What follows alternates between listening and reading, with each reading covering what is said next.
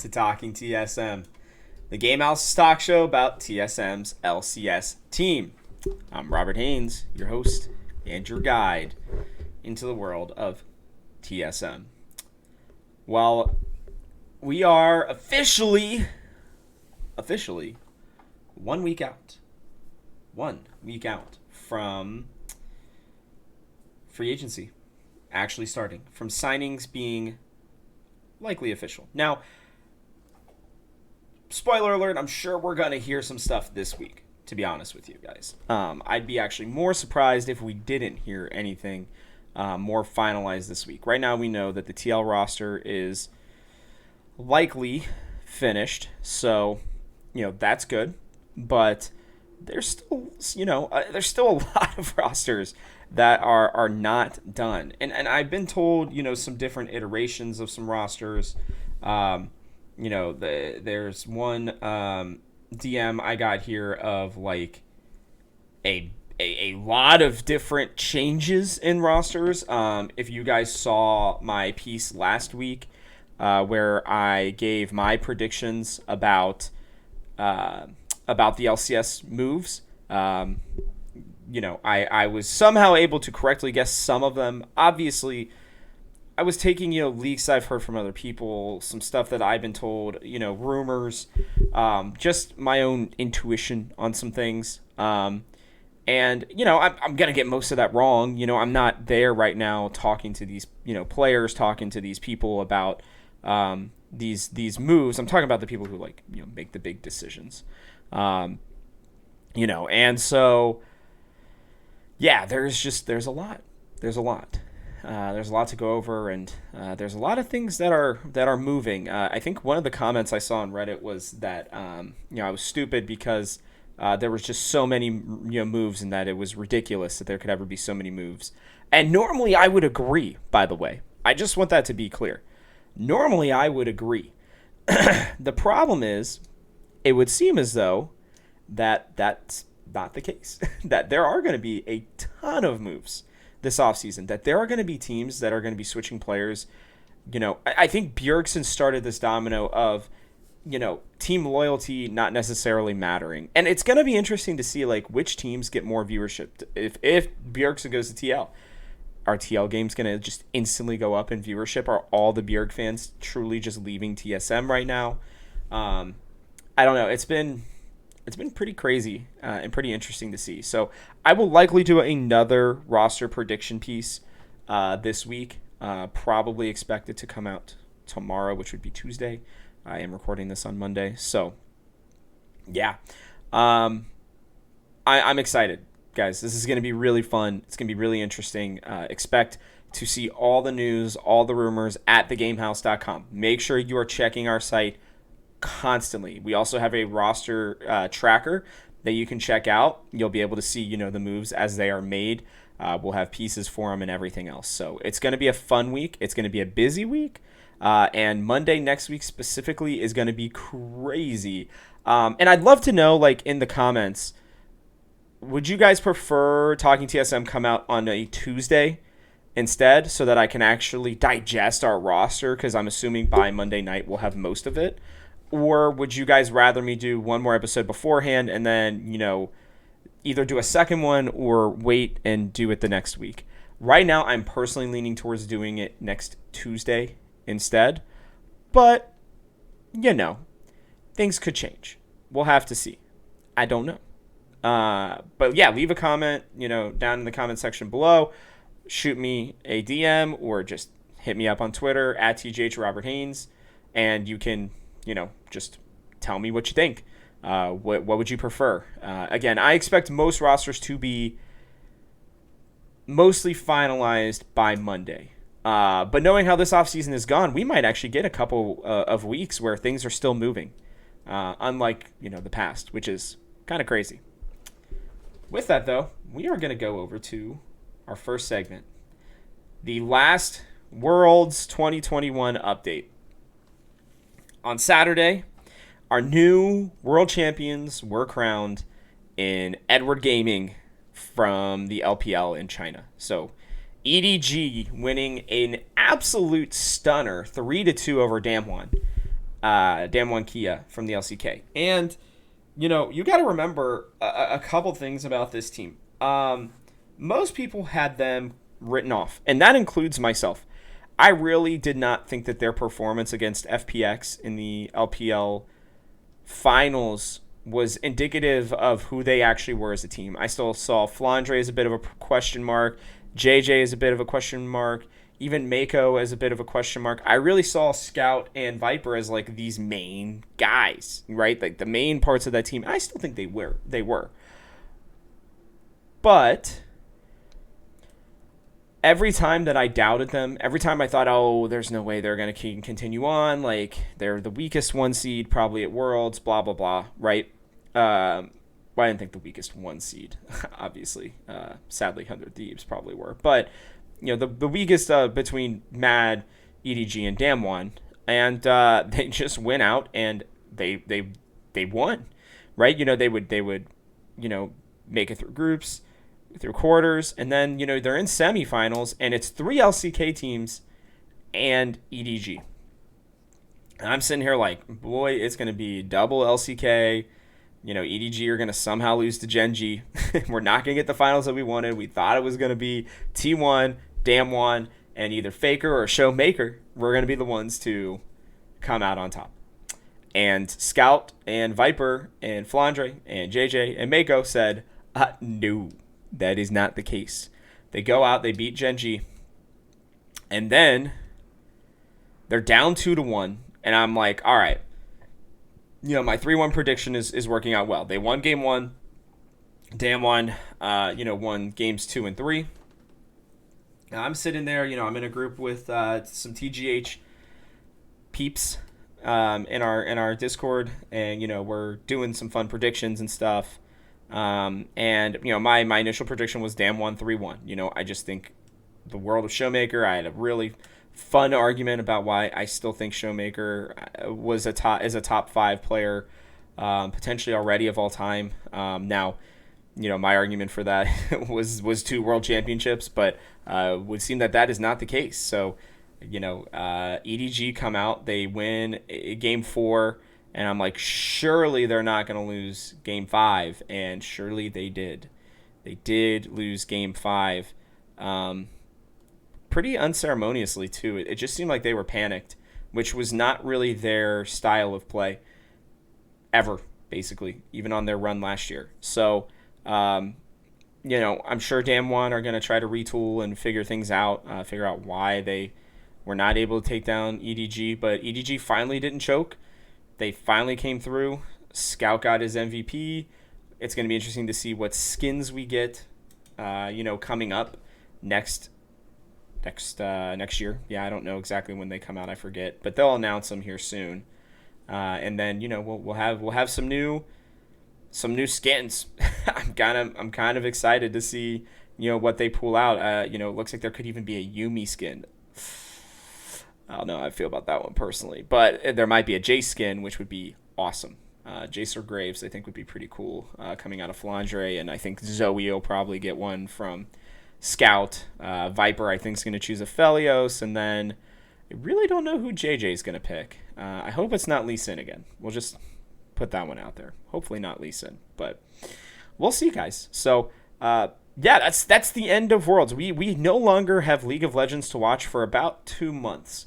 End of January is when things normally get rocking for the LCK, LPL, LEC, and the LCS.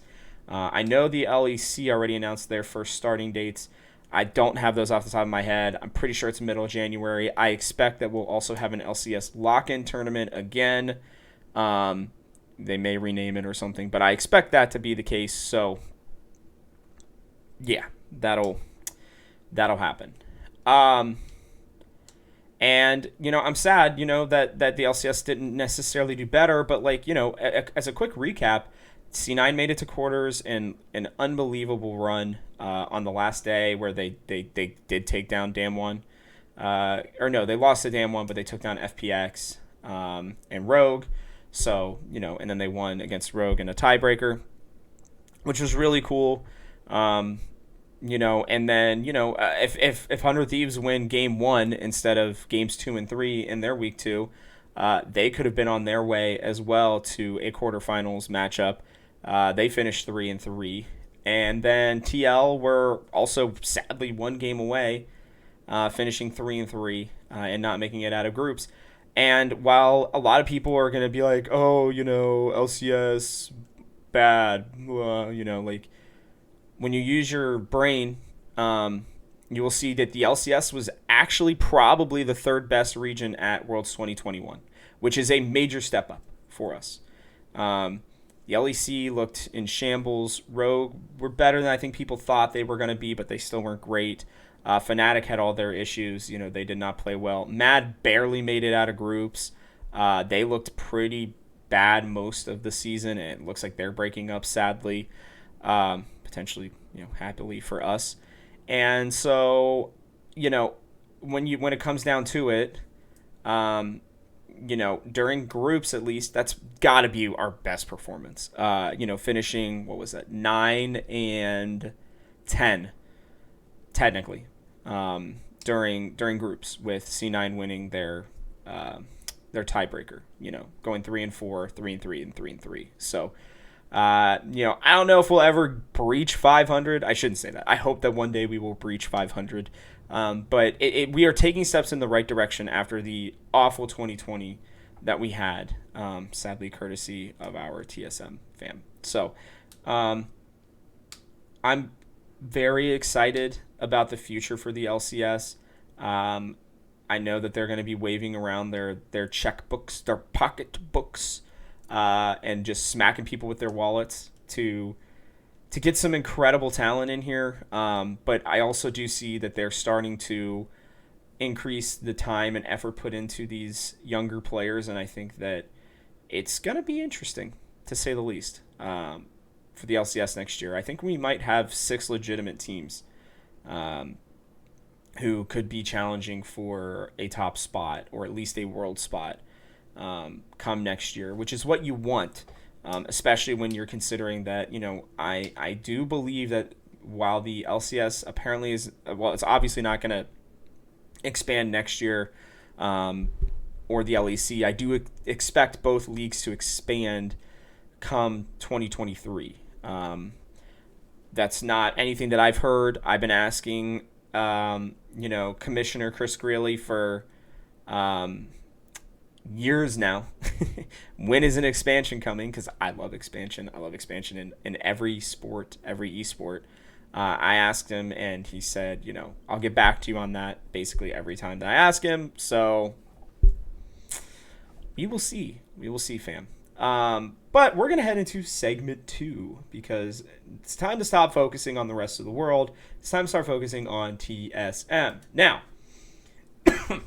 excuse me. Sorry, 1 second there.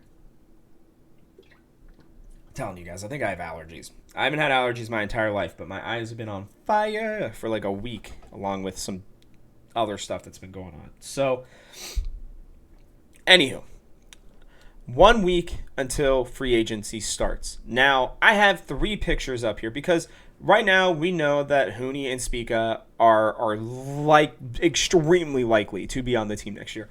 I had heard one person, I think it was even Travis, who said, Huni is not a 100% sure.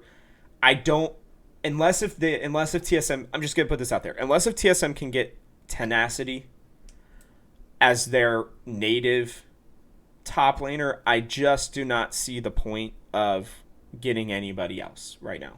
I just don't. There are some young up-and-comers, making their way up, but Tenacity is really the only one that matters. So, I wouldn't trade Huni for Someday. Maybe Fudge. Okay, yeah, I guess Fudge is now counts as native, so maybe I would consider Fudge.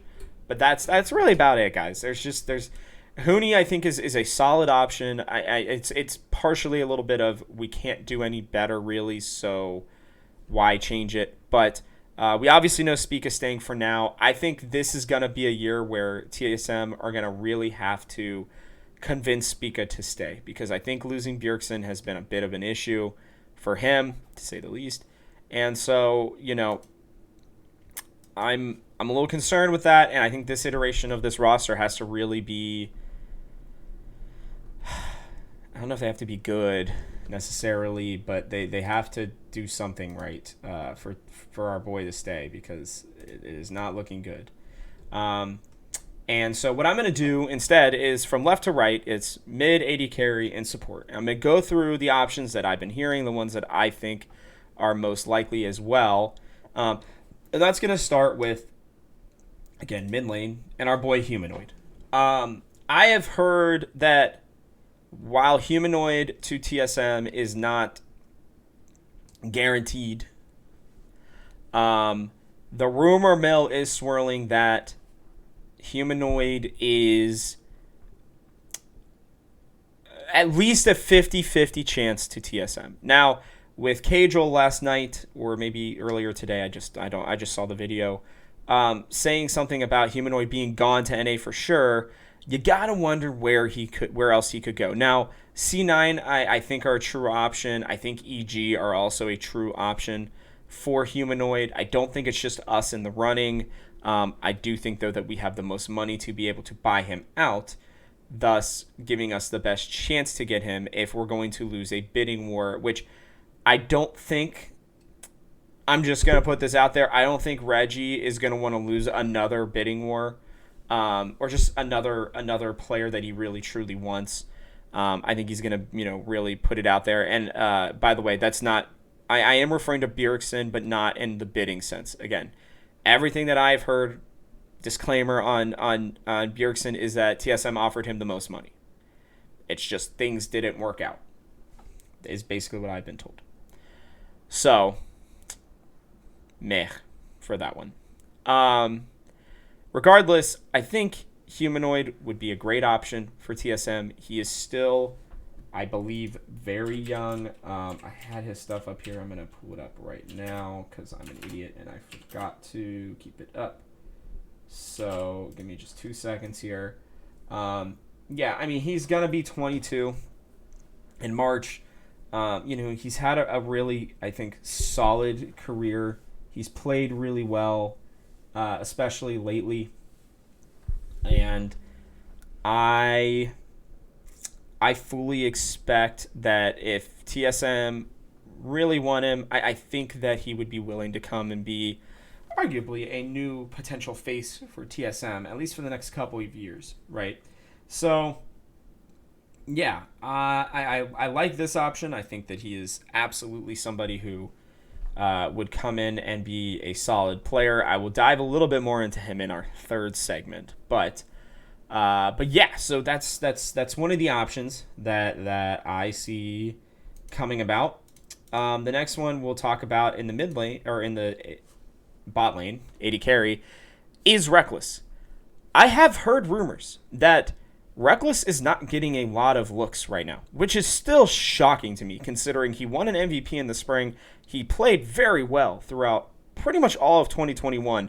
There's no chance that he was the problem. I think that people are a little bit worried about maybe his ego, or his ability to mix with his teammates. I'm sure that G2 are not putting out good things about him. I think Carlos did say that he is 1.5 million euros to dollars, or euros, for a buyout, which is about $1.75 million right now in American dollars. So if you didn't know, there are other dollars out there, not just the American dollar. But Reckless is going to be expensive. He is definitely not somebody who is younger. He is 25 years old as of right now. About the same age as Bjergsen, which is why I think they initially wanted to play together. And I think, how do I put this? I think Reckless would be a great addition for the team, but then I think this team would have to realize that this is a 1-year kind of thing. for most of their team, because I don't know that I see Hooney staying. There are questions about Spica staying, and Humanoid is 25. I still think he could be very effective for the next 5 years of his career if he really wanted to. I mean, Doublelift is talking comeback. We're not going to talk about Doublelift. I don't think he's coming back to TSM probably ever again, but who knows? But Reckless is definitely in the latter part of his career. That does not mean that he is bad. Again, I want to put that out there, that he's not bad. It's just he's in the latter part of his career. So I just don't know about this one at this point. I liked it with Bjergsen and made a little more sense with Bjergsen. I'm not as excited about it now as I was then, but things can change. I'm not against it. I'm really not. So, this is still an option apparently. With a lot of LEC teams not wanting him, I don't know how many LCS spots he has open. I think C9 and TSM are basically in bidding wars against each other, because the other spot that I had him going was C9. I could see that happening as well. But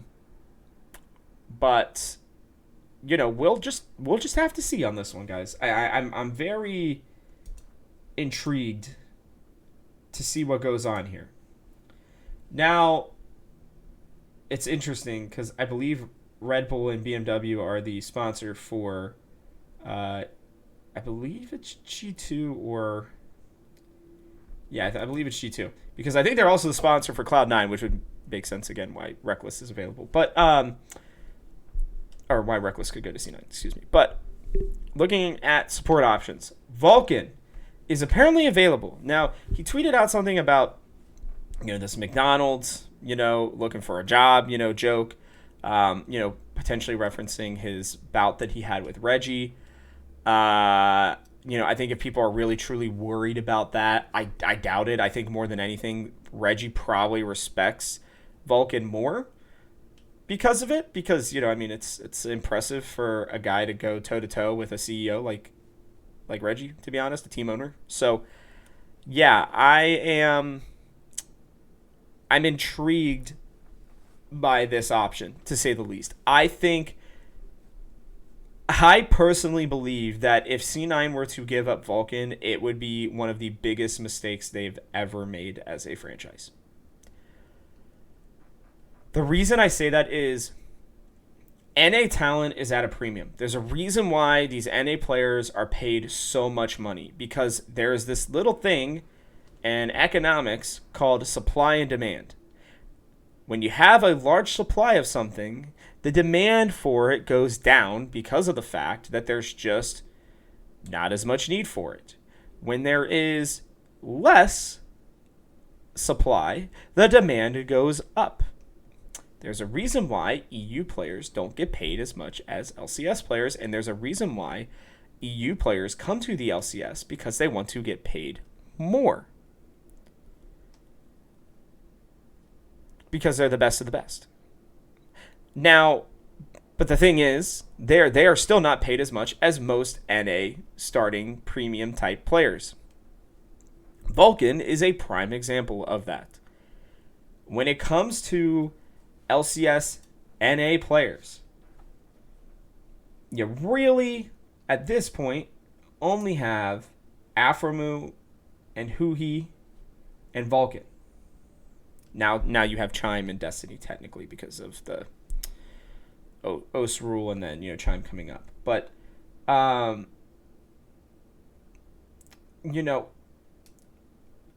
being a support is already a really hard position to find really top tier players for right now. I think Sword Art kind of proved that with the money that TSM were willing to give him to get him to come over. I do think that some of those numbers were given to him because they wanted to keep Doublelift as much as anything. I digress. Vulcan is very clearly, to me, the number one native LCS support. Now, that will change, I think, with Core JJ getting his green card. But he is he has been a strong player for a long time. Sure, he has bad moments. Every player has bad moments. And he is going to be turning 23 come this spring split. But as we all know, support is not necessarily the most mechanical position to play. So Vulcan is probably still very much a top tier answer for LCS teams. And I mean, he's going to probably stay that way for at least another couple of years. If TSM have the true opportunity to pick him up and not have to go import at support, which they could theoretically field an entire NA roster, I just don't see that being the way that Reggie and Parth like to build their roster. So if they can make it so that their top skilled positions in mid and AD carry are not natives, then I think they will do it. And Vulcan to TSM makes a ton of sense to me. That he would be playing with a major chip on his shoulder against C9.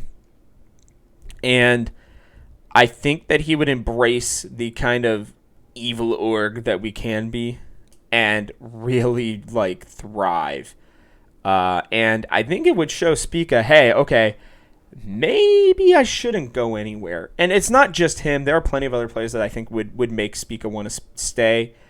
There's just something about bringing in a player like Vulcan when you have a lot of other, I don't know. You have other options available that makes me think, okay, this is legit. This is a guy that they could really seriously take a look at. And hopefully it would make him happy. So that's my thoughts on Vulcan. We're going to move back up to the mid lane with our last mid lane option right now that I want to talk about. And that's Jojo Pione. Now, in case if you didn't know, Jojo Pione is a 17-year-old stud mid laner from North America who is on his way up. Had an incredible season last year, went from a pretty meh tier prospect to really, really top tier. Probably like top 2 on most people's lists. It's like Tenacity, Kenvi, and Jojo Pione, and not in any order, or not in that order specifically. But those are like the top 3 prospects right now in North America. And apparently, there's a rumor, at least, that EDG, or not EDG, EG, Evil Geniuses, are looking to, potentially sign a big name for mid lane. Now, there's apparently rumors that Jensen could go there. I really highly, highly doubt that one, to be honest with you. That one just doesn't make much sense to me. Unless if they're really just trying to win now. Which, with the roster that they could create, I don't understand that one. Maybe they're just doing it as a favor to Impact, as this will be his last year before military duty. So, it's possible. But I've also heard that they're looking and going to try to make another run at Chovy. Here's the deal. As great as Jojo Pione could be, probably will be, he's probably not going to be to the level of Chovy for a pretty long time, if ever. So, if Chovy's available and Evil Geniuses can get him, then sure, they should go out and get him. That would make sense to me. That leaves Jojo Pione wide open for a buyout. And if I'm TSM, and you're talking about a developmental roster, not all rookies, but still developmental, then Jojo Pione is an incredible option. And I truly believe that some teams are going to wait to sign a mid laner, most of the ones who need one, until they figure out whether or not EG are actually going to get Jojo, or actually going to promote Jojo Pione or not. Because if I'm Cloud9, if I'm TSM, if I'm literally any lower tier LCS team that doesn't have a player named a Blaze Olive on it, I am calling Evil Geniuses and saying, all right, What do we need to do to get Jojo Pione over here? And until Evil Geniuses tells you straight up, we are not trading him to you, or we are not letting you buy him out, then those calls need to at least, they need to at least happen. And from the TSM side of things, man, oh man, that would be a heck of a get. Now, I will tell you this much too. I think if Jojo Pione comes over, that does not make me super swayed one way or the other. That does not sway me one way or the other for Spica. I could see it being, hey, Spica, look, we have a team for you two to be the top mid lane jungle duo in the LCS. Let's build this thing together, sort of a thing. Cool. I could also see it as Spica being like, oh, this kid's the new face of TSM, so I'm out, right? I don't know. I mean, I don't know. But I will say that if TSM were to get Jojo Pione, I think people would really, really, really, they should be very excited. Even if he maybe ends up being a flop, at least TSM are going out and they are building up. They are, taking an NA player and trying it and giving him a true chance. And I think if you were to put somebody like Peter Dunn, I don't know, somebody who's good at developing talent, with Jojo Pione, I think that you would be surprised with how much better he could get. So, yeah. So that's my last option right now, currently. There's obviously a ton of different options. I've talked about them ad nauseum. I'm going to read them off one more time. Power of Evil could still technically come back. I doubt it's happening. Knight is technically available. I don't think he's coming to the U.S. Arya is still one of my dark horses. It does not seem to be any rumors at all that Arya would be a player coming over, which is sad. I do expect him to sign somewhere and be very good. TSM could also make a run at Chovy. I'm just not expecting it. Showmaker's contract is technically up. I doubt he would come to NA, but, I guess you never know. Apparently, Shayjack and Wrecker from the LEC are already nearly confirmed by LEC Wooloo to still be over in the LEC. Certus is already apparently getting promoted to be the new mid laner elsewhere. Dejor Jizuke, I doubt comes over. APA is not ready. Takeover, I just got to be honest with you guys. I would be shocked if they moved up Takeover. Absolutely shocked. I could not fathom why they would move up Takeover unless if there were really just no other options left. It's nothing against him. He's still super young. I think he could be very, very good. I just don't see it happening yet. But, yeah, he played really well, so I could be very wrong on that. I don't know. The last name, I did hear somebody ask me maybe, or somebody said something.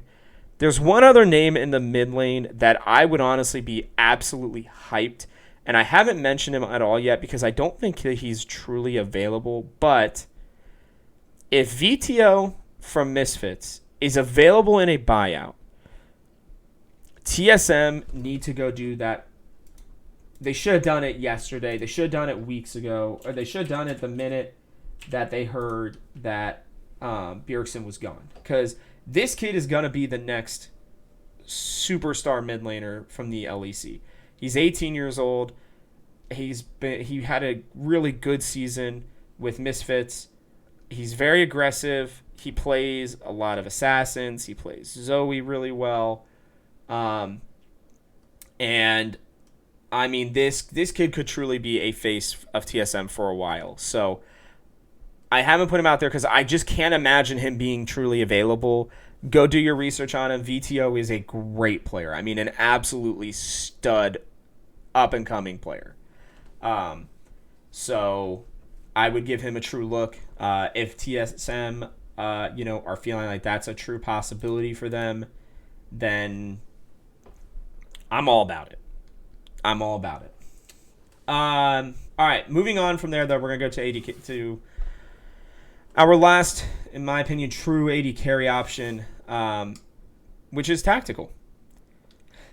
And yes, I am the one who put out there that Tactical could be available and that, TSM are giving him a true look. We've seen Spica and Tactical dining together. Oh.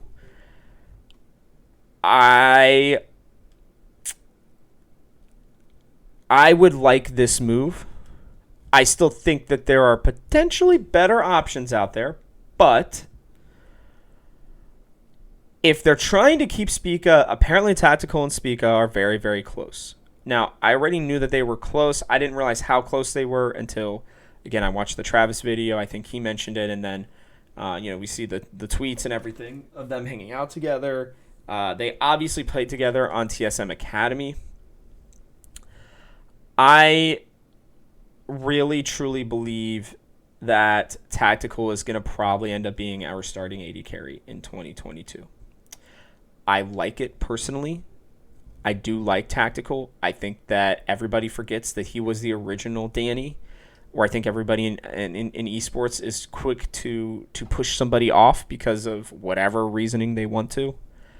And I think that Tactical still has a lot left to show and would probably love to come back to TSM, would love, again, would add another nice big thing to the TL rivalry. And I just think if they want to keep Spica as the face of the franchise, I think that Tactical is probably a good first move. You bring in the players and the friends that Spica wants. I said this, I think, during either the Bjergsen episode or the one right after it, where if I'm TSM and you truly believe that Spica is your future, is your guy, right, is the face of your franchise, right? Because, guys, kids say stuff all the time. I want to go to the LPL and prove this. I want to go to the LCK. I want to do this, that, and the other, right? I think Doublelift at one point said he really badly wanted to go to the LCK one day and play, right? Just because he says it doesn't mean that it's going to be a real thing. Does not mean that it's going to be a realistic option. And I think that's really important for all of us to realize here. I myself am guilty of talking about Spica like, he's probably leaving. He's probably going to give himself an LPL chance. I do think he wants to maybe, but it just may not make much sense to him. When there's so much money left on the table here, he's finding success, he's having fun with his teammates. I think there is another reason that they kept Huni is because of the fact that Spica is such good friends with him now.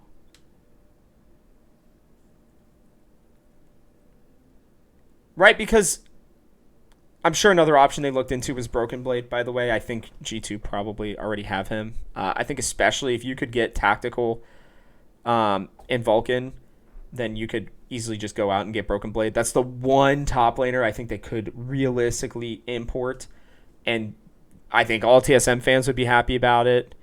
But I don't know, because he did say, Spica did say, I missed the 2020 roster, which included Broken Blade on it. So I guess maybe that could be a thing. But sorry, I'm getting a little off track. The point is they want to make Spica happy. Tactical is a solid option. He's going to be a top probably 380 carry in the LCS. And he's still, I believe, very young. Let me check to make sure here. Oh, God. No, that's not what I did. He's still only 21 years old right now. About the same age as Spica. Again, they've played together. They are friends. Tactical is, I think, still a very solid player overall. And he'd come back to the org that gave him his first chance in TSM all the way back in 2018. It makes sense to me, guys. It's a connection that I think is very easily made. I've still heard that Tactical is likely the option. Even though I gave us the Reckless option, I'm still hearing Tactical is likely their option. And I think he'd be a great one. I think people would really enjoy him on TSM. He has his int moments, sure, but he also knows how to be aggressive. Everybody's all like, oh, well, without Core JJ. Guys, Core JJ was moving around the map most of the season. Sure, he made him a dominant bot lane, but he's had 2 years of experience with arguably the greatest support we've ever had. He knows things. He's smart now.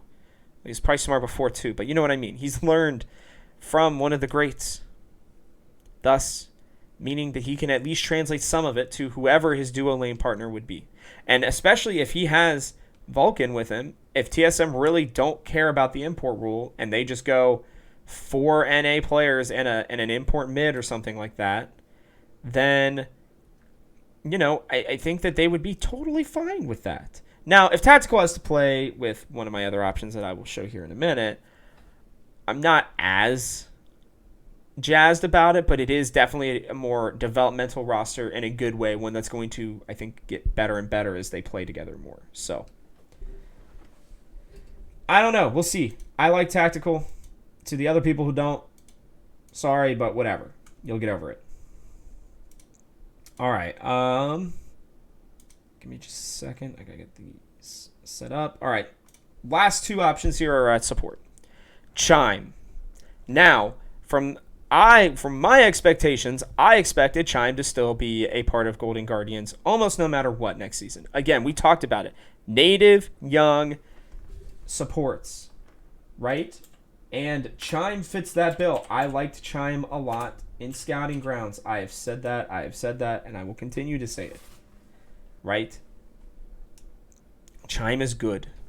I think he's a solid player. He's still raw, though. He has not really played long enough to be a sure option for the future, but he is still very much, I think, a solid option. And Travis said that the only players that he's almost sure that Golden Guardians are keeping are Blaze Olive and Licorice. Obviously, Licorice got a contract extension. He's not going anywhere. Blaze Olive makes total sense to me. Iconic, moving on from Iconic, makes sense to me. Huge surprise from him, but good. He said Stixxay might stay. I don't understand that one. There are plenty of AD carry options that are way better than him, even down in the Academy League, including Prismal, somebody that they have.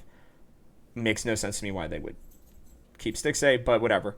And apparently Chime is available. I'll be honest with you guys. If he's available and they want to do developmental, like they're saying, I think he's a nice developmental option. Do I think he's the best option? No. But I think he's solid. I think he showed a lot last year. I think TSM could realistically coach him up. They get him under a contract. They show, hey, guys, this is the team we're committing to for at least 2 years, which is a long time in the LCS. And they give them a chance to learn and work together. And unless things are disastrous, right, then they have a chance. And I think he's a player that can do that. He plays a bunch of different champions. I like the guy. I really do. I think he is going to surprise a lot of people on whatever team he's on next year. And if he's not on an LCS team next year, then the scouting departments, the GMs, they are broken. That is how confident I am that this kid is going to be good. Is it going to be great, though? I don't know yet. And I think that's the question that is still lingering about him. All right. Heading into my last option. And that's your son. Listen, your son is young. He, I think, surprised me and a lot of other people with how well he's played. He will be turning 21 this coming up spring season, but I think that he's pretty good, honestly. And he may not be great. He would technically count as an import. But again, we're looking at developmental options, as our not main options. And I think that he's a solid developmental option. Whether or not he will pan out is yet to be seen. But I do think that there are some teams that will take a flyer on him if it's not us. And who knows? He could be great. That's really all there is to be said about him. Like, he is as much of more of a wild card as anybody else. And you can see I kind of tiered this, especially at the support area, as to my personal options here. And Your son is definitely the least likely option to me personally, the one that I would consider the least. That being said, I wouldn't be completely surprised to see him make his way up. There's just not a whole lot out there. They could go do the same thing that they did with Sword Art and get Beryl instead, the follow-up, player to Worlds. I don't know that they would want Beryl. I don't know that Beryl would want to come here, but he's available. He's at least going to be a free agent, so I don't know. I mean, guys, there's not a lot of options. Daption Seas already apparently has a job, and there's just not a lot of supports overseas to get. I mean, seriously, I have here's my full list that I could find of players that I thought TSM could actually look at. Sword Art, Baolan, Ming, Beryl, Kellen, Seas, Daption, Yurson, Poom, Chime, Biofrost, Vulcan, and Dawnbray. I just don't think that's going to happen for Yurson. I think that support is going to have to be a young NA player. And not have to be, but should be.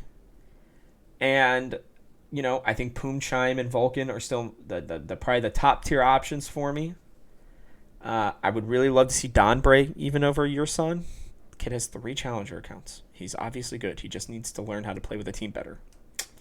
Just saying, Dawnbray's another name to watch. But yeah, I mean, those are my true options. And while, yes, there are some options for TSM at AD carry and Huang Fong and Doggo, I do think Doggo might actually end up coming over. I don't know to what team, but I also think he might get some options in the LPL and the LCK, probably more the LPL than that.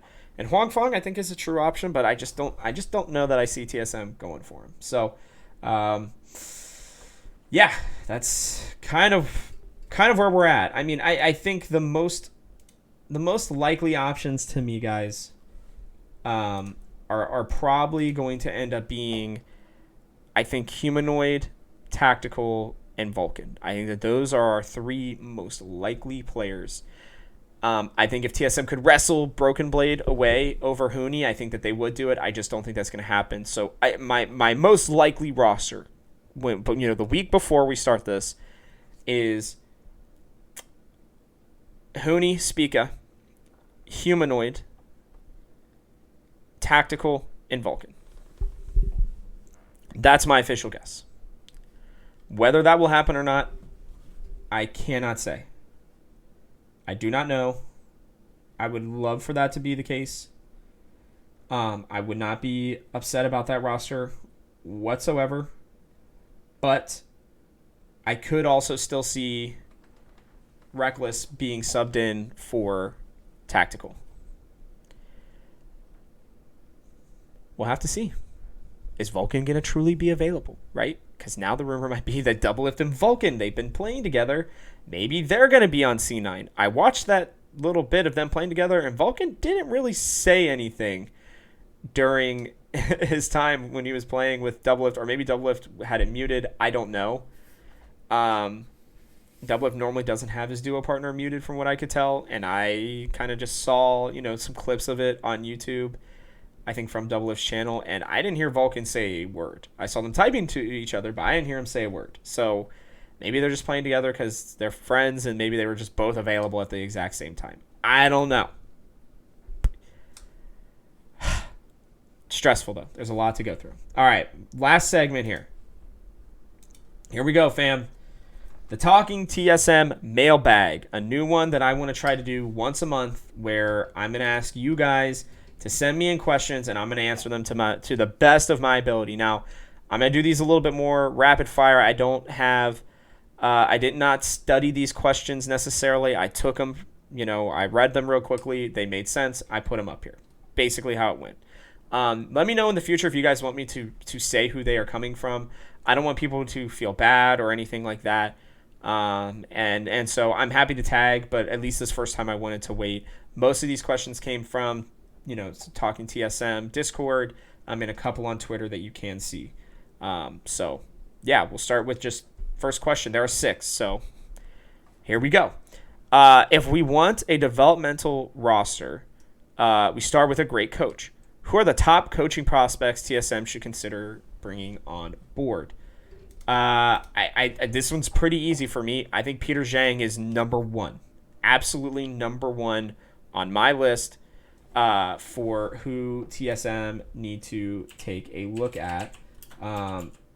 Because I think that I think the TSM really like him. He has obviously been, I think, a very good coach for a while for us. He's developed a lot of players. He's coached, tactical. He's coached Spica. If they bring up any of the other options, it just makes sense to me to transition to him. I think it's actually been long overdue that he's deserved a better role as a coach. I know that he coached Echo Fox. It didn't necessarily work out perfectly. He's had some time up with TSM before. I do think they really love him in that developmental role, but I think that if you're going to go with a developmental coach, Peter Zhang makes the most sense to me. Seriously, or a developmental team. If you want a developmental team, then you want a coach who can develop them. Peter Zhang is just top of my list. I think K's as well. I've seen some stuff that maybe he's getting his contract restructured.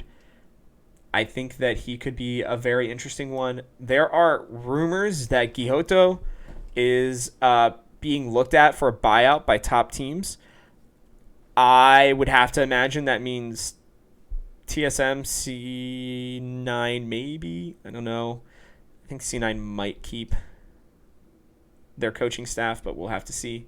But I think at least TSM and TL are probably the top teams that they're looking at. I think TL are probably the most likely. But Giotto also, has like a main plan for, for his team for a while. And I think that TSM should seriously give him, a look if he's actually available from Immortals. I also really like Peter Dunn from Evil Geniuses. I highly, highly doubt that one's available. But those are the options that I would definitely look at. I think anybody else would be a bit of a shame. And I think K's or Peter Zhang are probably our most likely options, mainly because they're already in-house and it's very easy to just pop them up to the position. I have way more confidence in Peter Zhang than I do in K's, but I could be wrong on K's. I still think Curry could come back, by the way, too. He's available, and if he doesn't get any other looks and TSM decide, hey, we actually do want to keep you, and maybe he's not as upset about the about the Bjergsen stuff, then maybe he comes back. My last option, complete dark horse, way out of left field, Biofrost. He wants to come back to play. Don't think he's going to get a chance to do that. Maybe coaching instead could be his thing. All right, next question. When Spica leaves, very presumptuous, could be now or could be later, who do you think could be the new face of TSM? Who has the charisma and gameplay required to be an org face that TSM should realistically go for? Whew, buddy. That is a question. As I said earlier, I don't know that Spica for sure leaves. I think TSM can probably convince him to stay. I think he's a competitor.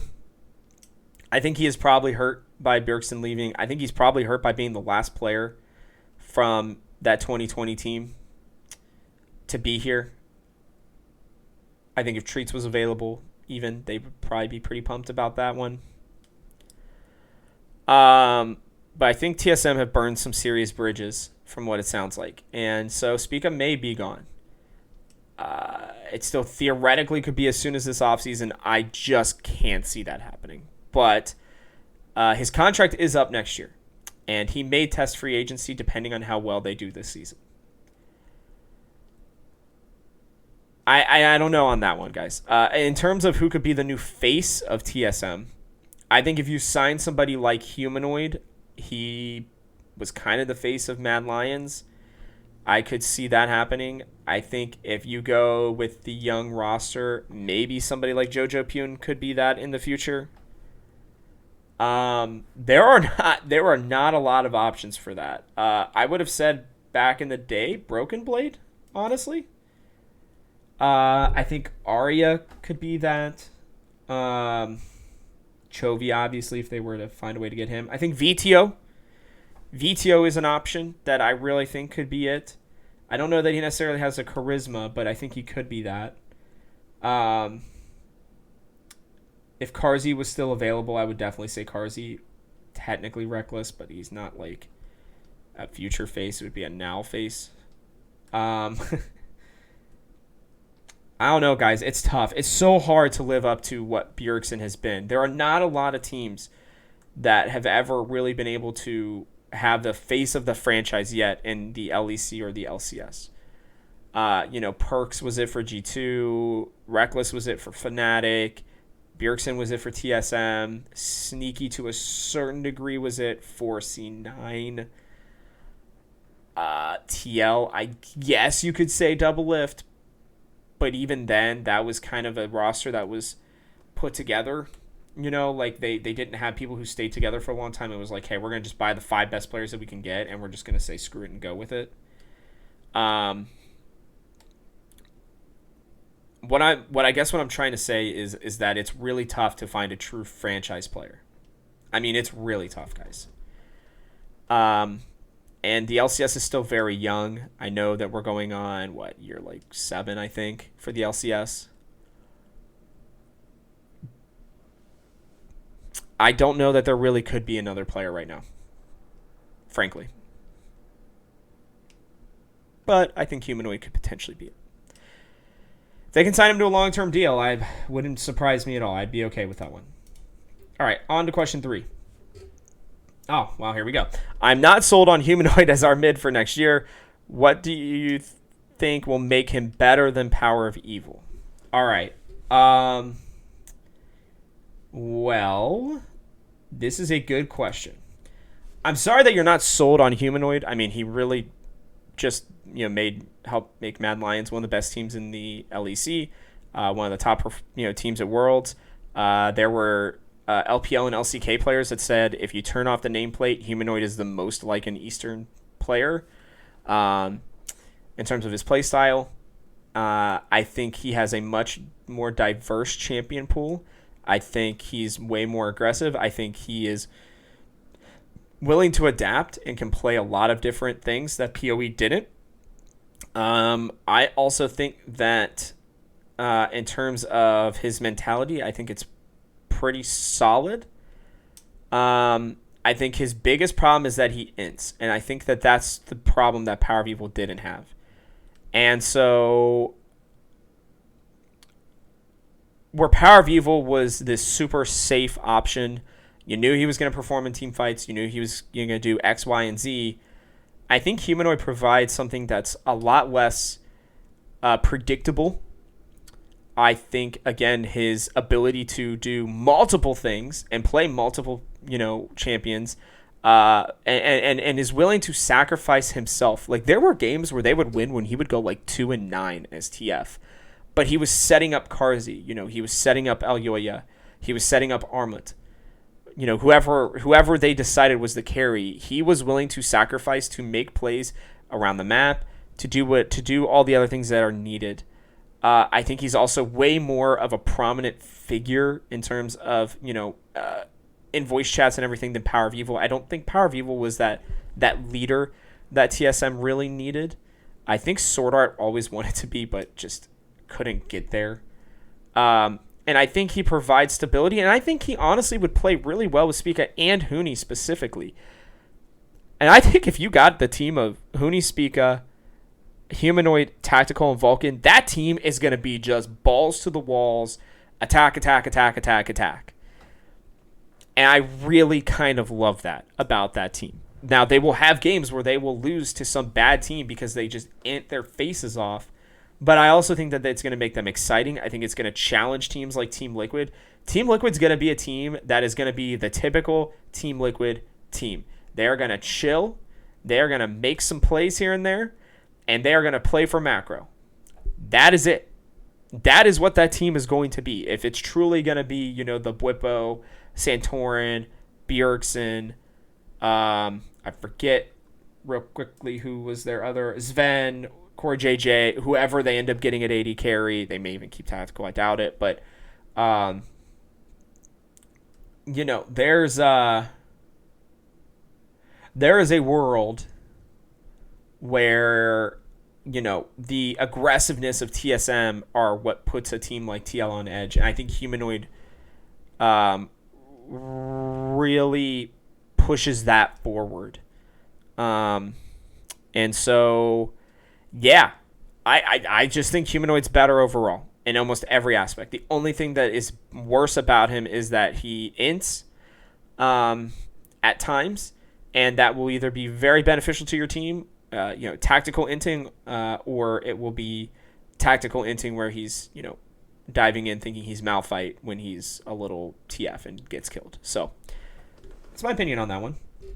Love to hear what you guys have to say on that one too. Yeah, put a comment in here. What do you guys think about Humanoid as our potential mid laner? Let me know.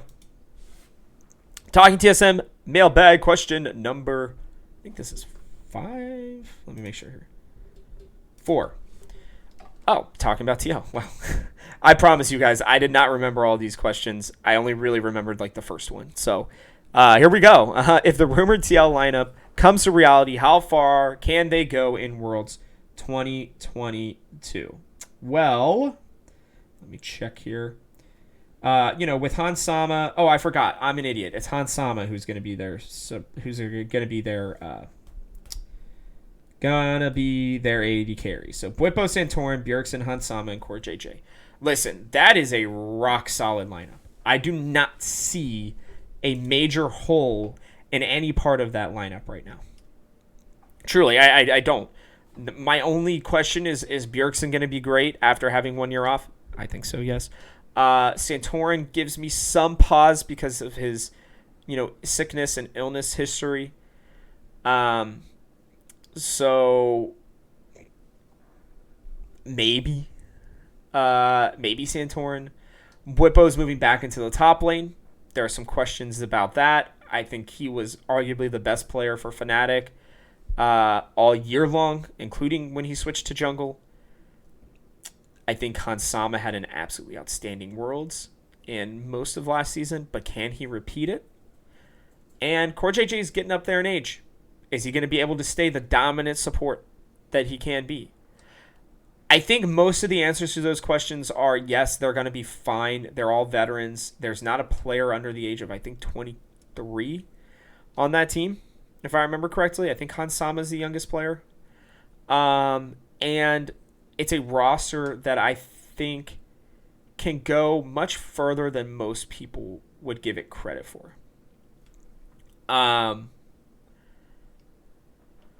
Truly, if they are all able to mesh together, which is another question, and if they are all able to, play the way that we expect them to play, even if they can play with their last time playing, because I have to say that for Bjergsen, 2020 Bjergsen or 2021 rest of the roster, they could go very, very far. They are exploitable to a certain degree. As I said with TSM, I think a very aggressive team, if they can break one of the lanes, I think can be a bit of an issue for them. But I bet you their communication is going to be very crisp once they've learned how to play together. I think their champion pool is eons above what most others are. And I think that they could make it to quarters at Worlds if they really come together. I'm going to be just completely honest. I think that could happen. Will it happen? I don't know. But I think for Worlds 2022, I would say their ceiling is at least making it out of groups. At least making it out of groups. I shouldn't say ceiling, sorry. I think that my expectation is that they should make it out of groups. My ceiling is semifinals. I can't see them making it past that, to be honest. Now, if everybody has one of their best seasons of all time, and they truly mesh as well as they probably could, because there are no true egos on that team. It's all a bunch of players who I'm sure are going to be willing to communicate well with each other, who are going to work towards the ultimate goal of being great. I'm sure Bjergsen probably worked with Steve on creating probably worked with Steve and Core JJ to create most of this roster. And I think if that's the case, then guys, this team could realistically win a semifinal game, a semifinal match, and make it to the finals. Is that going to happen? I put that at a pretty low chance, but there is a real chance that that could happen. So, yeah, I think that the TL roster, if everything came together, they played as well as we think they could, then, yeah, I could see that happening. But they could also flame out in groups. My expectation is that they will make Worlds, though. There's just no way that that team doesn't make Worlds. I would be so beyond shocked. What is my favorite iteration of TSM? Wow, that is quite the question. Man. So probably I want to make sure I get the year right here. 1 second. Because I have an answer for this, but I want to make sure I give the right year. My answer is going to be the the 2016 summer team. 2016-2017 team. I know that's everybody's answer, but you have to understand, for me personally, that was when I was really getting into esports for the first time. And, you know, while Dyrus was my first ever favorite player, and I personally appreciated Wild Turtle, I remember doing the press conference after they won their championship and seeing, you know, Hanser's headband was still like one of my favorite things ever about a player. I think it just made him stand out. It was super unique.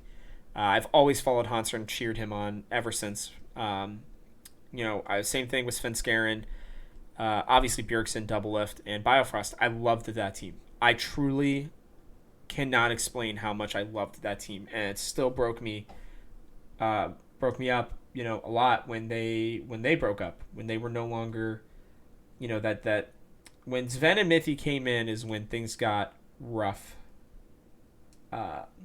in my opinion, for TSM.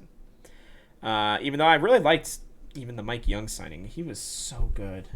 So good on Phoenix 1, that one split, man. It's too bad his career just never turned into anything. But yeah, no, that 2016-2017 roster was definitely my favorite iteration. My second favorite, easily, was the 2020 roster. I love Broken Blade so much. I don't know what it is about me and top laners. I just love top laners because I love Huni too. But Broken Blade, Spica, Bjergsen, Doublelift, and Biofrost.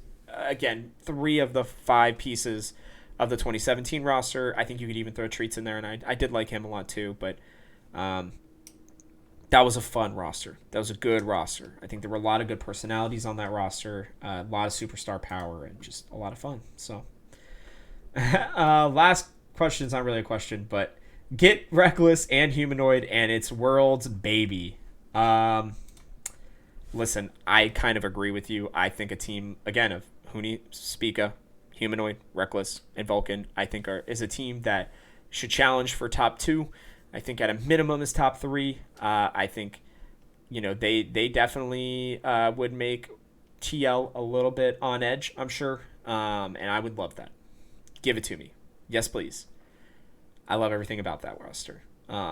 So, yeah, that's it for the questions. Thank you for all of you who sent them in. You know, we're going to do this again in December. You know, I don't know exactly when. Maybe we'll do like a Christmas edition or something like that. I should say a holiday specifically edition for that. So, you know, think of more questions. If you have them, keep them locked up in your mind. I am going to do this again next month. Be ready for it. It's going to be great. I love mailbags. I think it's so fun. I love answering your guys' questions.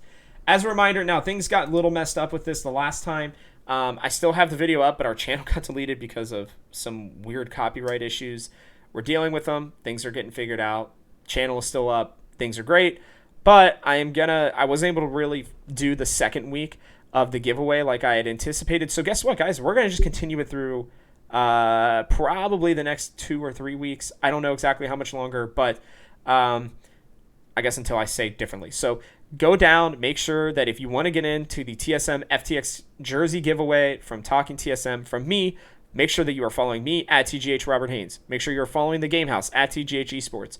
make sure that you have joined the Talking TSM Discord. Link will be in the description on YouTube. Subscribe to the TGH YouTube channel and leave a comment on this video or the one from 2 weeks ago that also talks about this, about your favorite TSM player. All right, guys. And with that,